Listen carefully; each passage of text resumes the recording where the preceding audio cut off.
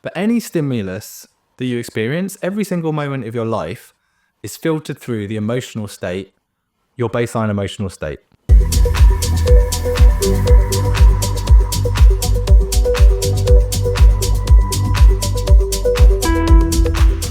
Hello and welcome. I'm James Garside. I'm a coach who helps people find more meaning and purpose in life through spiritual teachings, psychology, and creativity. If you're interested in my work, you can find out more about that in the caption. But today we're exploring the illusion of time and how getting a deeper understanding of frequency and your emotions can help you progress on your own spiritual journey. So let's get into it. Okay, so how can time be an illusion, hey? I suppose the best place to start with this is to break down the framework and the concept that we all currently use to experience time. So obviously we all use the 12-hour clock, and this clock came about most likely from the ancient Sumerians. This was an ancient civilization, and one of the things in particular that they created was a number system that was based on a base of 60 versus our modern number system, which is on base 10, so decimals. So they were using a number system that was the precursor to our clocks. We're still using it today. So that's why our clocks are broken down into 60 minutes. And that's also why each hour is broken down, each day, half a day is broken down into 12 hours because of the division out of 60. Okay. So that is the framework that we use to tell what time it is, right? That's kind of an arbitrary number. But it has a specific frequency. It has a rhythm. And that rhythm came about and is tied to the rotation of the Earth. So, give or take, depending on where you are on the Earth, we have 12 hours a day, daylight, 12 hours a night, particularly if you're near the equator. And so that consistency of that rhythm was what the first clocks, what the first interpretation of time would have been attributed to, because there's a consistency in day and night, right? The sun, we can predict when the sun's going to rise and we can predict when it's going to set. But the thing is, that is a specific frequency that just happens to be the rotation of the Earth, okay? If you fly out of the Earth's atmosphere, day and night no longer exist, okay? It's only relative from our viewpoint on the surface of the Earth that specific rhythm of day and night has any context and any meaning for us. Yeah? So using that frequency and that rhythm of day and night, the ancient Sumerians then broke down that frequency into smaller divisions. And that's what created the division that we have for hours, and then minutes and seconds and so forth. So the frequency that we all experience as time, as the passing of time, is in some ways an arbitrary rhythm that has been chained to the rhythm and the frequency of the spinning of the Earth. So that's what we experience as the passage of time, basically, is a specific frequency of day and night, because it's all in time with the rhythm of the Earth, okay? So if you live in space permanently, day and night no longer exist, that rhythm doesn't apply anymore. And I can show you how this will explain the illusion of time. So I've spoken about this theory of Einstein's previously on the channel. It's his theory of special relativity. And in it, he spoke about a thought experiment called, I think it's called the Two Brothers, where one brother remains on Earth and the other one flies off near the speed of light. And when he returns, the brother who remained on Earth had aged considerably more than the brother who had left. And that's been quite a complex thing for me to try and get my head around, to try and make sense of. But I think I've got it now. And this, again, will explain why time it's not consistent, at least. It's an illusion insofar as it's relative. It's relative. That's the way to say it. Okay. And you can think of it like when you're on a train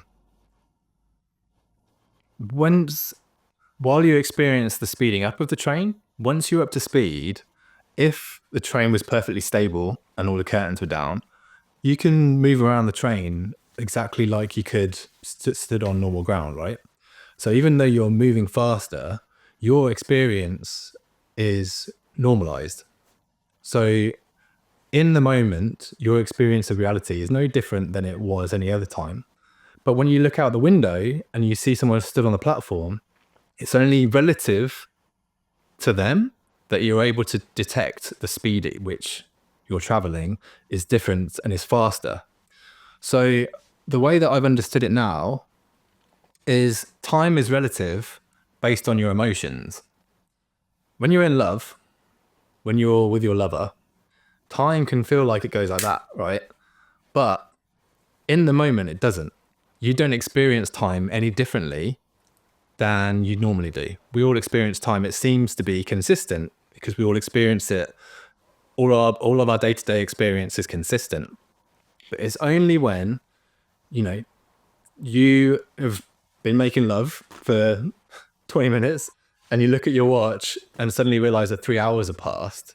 It's only relative to that consistent frequency that we have decided is the universal agreement of a frequency that we're going to use for time. It's only relative to that you can actually understand that there's been a difference. You know, that frequency that was decided by the Sumerians that we've all universally adopted, really its only purpose is to allow us to turn up to meetings at the same time, or, you know, have some form of structure. But as I said, when your emotions are high, when you're in love, you experience reality at a much faster rate than that baseline that we are using on our watches.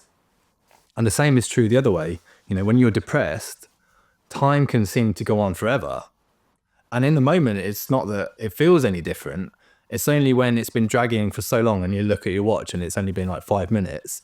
The relative difference between your emotional state and that baseline that we're using in our watches is how you can tell there's a difference. So literally, depending on your level of emotion, or you might even call it your level of consciousness, you will experience reality at a different rate. So let's explore why this is important and also how you can start using it in a functional way to improve your own spiritual journey. I'm sure you've heard people talking about raising your vibration or timeline shifts. And this is specifically what's going on when you shift your emotional state, when you put yourself in higher and more positive emotions. You literally change your interaction and you change the rate that you experience reality. Now, I'll break that down a little bit more now. What I'm going to put up on the screen now is a map of levels of consciousness. Now, you could also just refer to this as your emotional state. There's no difference here, but it's really interesting how this is laid out and how you can then track where you are and how you can move through it by knowing this concept. So as you can see, this scale of emotion goes from shame and guilt at the bottom all the way up to enlightenment and peace and joy and love, things like this at the top. And what you can think of is the bottom half of all those emotions are all contracted emotions. They are fear states of being. Okay, you can see fear in there, you can see grief in there, you can see anger in there. So whenever we're in situations where we feel threatened, we go into these lower stage emotions and we contract and we can try and protect ourselves, and we probably shut ourselves off in some respects, right? This is like survival mode, self-preservation. And the top half of this list of emotions are expanded. They are all the positive and open and spacious emotions, acceptance and reason and love and joy and peace. These are emotions that can only be felt and expressed when we feel safe. Okay? Now, the really interesting thing here is you might notice courage is right in the middle. And courage actually is a contracted emotion. It's a fear-based emotion because it implies the need for courage implies that there's something that's a threat that has to be overcome. Okay, we all see courage as a positive, and it is, but it also implies that we're not safe. And the reason that courage is a positive but also a contracted emotion is because it's kind of like the doorway between the two. Let me explain that for you. There was a really great talking point on my psychotherapy training recently. My tutor said, we will experience the exact same stimulus differently depending on our level of consciousness or our level of emotion, right? So if there's a knock on the door at 2 a.m, if our baseline emotional state is in fear, right, we will immediately tell ourselves a story of what that means, of like, there's a threat. Okay. Now, obviously, your past life experiences will have come about to justify that story. Like, we don't have that impulse without reason. You know, we have this long list of evidence from everything that's happened in our lives to put that story in place. But the knock on the door on its own doesn't actually mean anything. Okay. The story that we create about what that means is a projection of our underlying emotional state. If I'm in an emotional state of love and there's a knock on the door at 2 a.m, it's much more likely that I might interpret that as someone that needs help. Okay. And as I said, obviously our past life experiences, our stories have all contributed to that perspective that we have. And to some extent that can't be helped. But this is where it gets really interesting and super important, is when you start considering the knock-on effects of each of those belief systems and where you are on that scale. Because if your baseline emotional state is fear, the way that you will then interact in the world is in a survival mode. You basically go into self-preservation. And so that means you probably won't talk to strangers. You're less likely to trust people. You might start hoarding. You might start stocking up on food and things just to look after yourself. And you'll probably isolate yourself and cut yourself off from a lot of people around you. Okay. So if that's the way that you're behaving, and that's how you've been acting out in your life, right? When there's a knock on the door at 2 a.m, well, it's going to feel like a threat. Okay.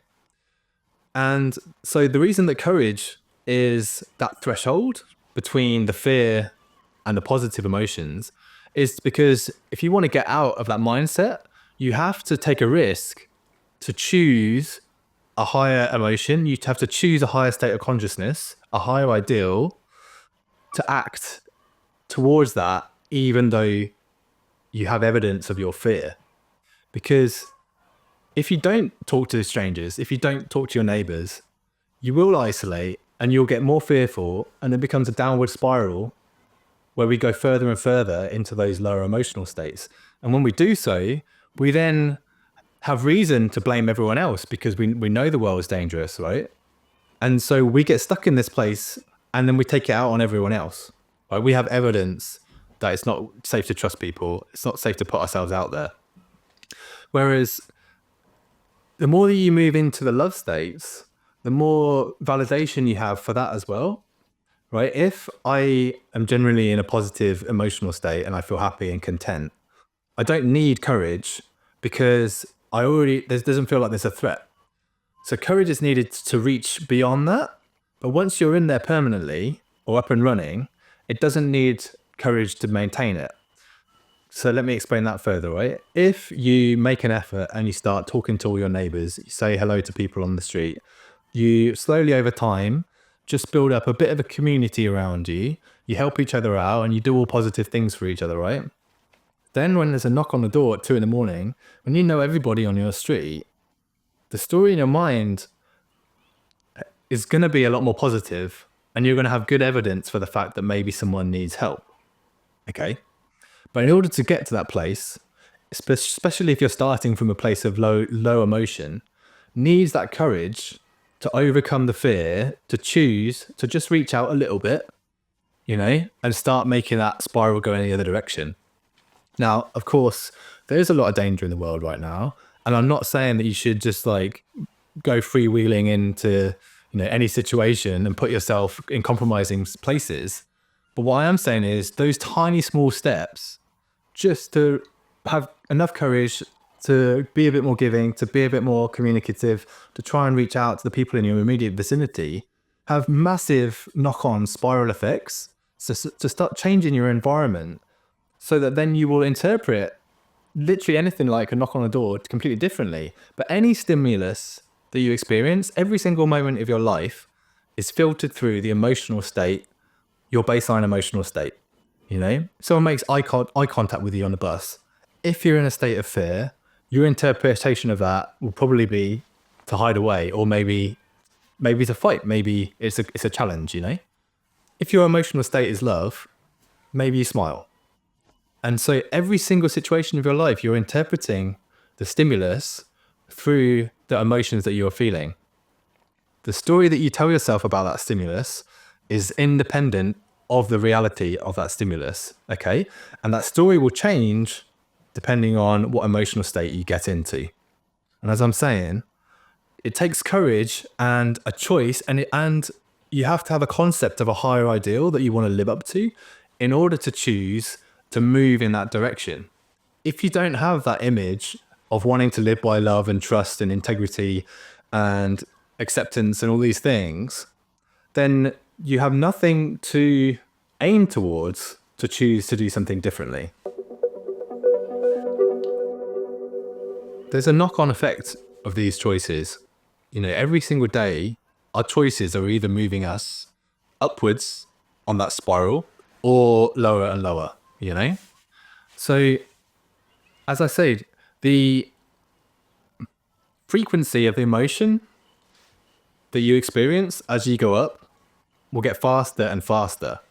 You know, quantum physicists will tell you now, everything in the universe is just energy. It's all just the same energy, right? Vibrating at a faster or a slower rate. So the more that you push yourself into those higher vibrations, what you're actually doing is getting yourself access to all the information that's all around the universe even faster. So when people talk about shifting timelines, all that really means is the higher your vibration, the quicker you can get access to all the information that is around that is potentially available to you than you can at a lower rate, right? When you're depressed, it feels like there's no possibility. It feels like there's nothing you can do because the energy that's within you is moving so slowly that you just don't notice the stuff that's coming, okay? Because your vibration is out of sync with everything else that's going on, and you just don't get that awareness. When your vibration is up here, that information is coming thick and fast, and you're able to discern and choose the stuff that's going to move you in the direction that you want to move. And the more that you're focused on that higher ideal, the more that you're aiming for that top level, for enlightenment, whatever it might be, the more that you will notice and be able to put yourself on that path, and the faster that upward spiral will continue.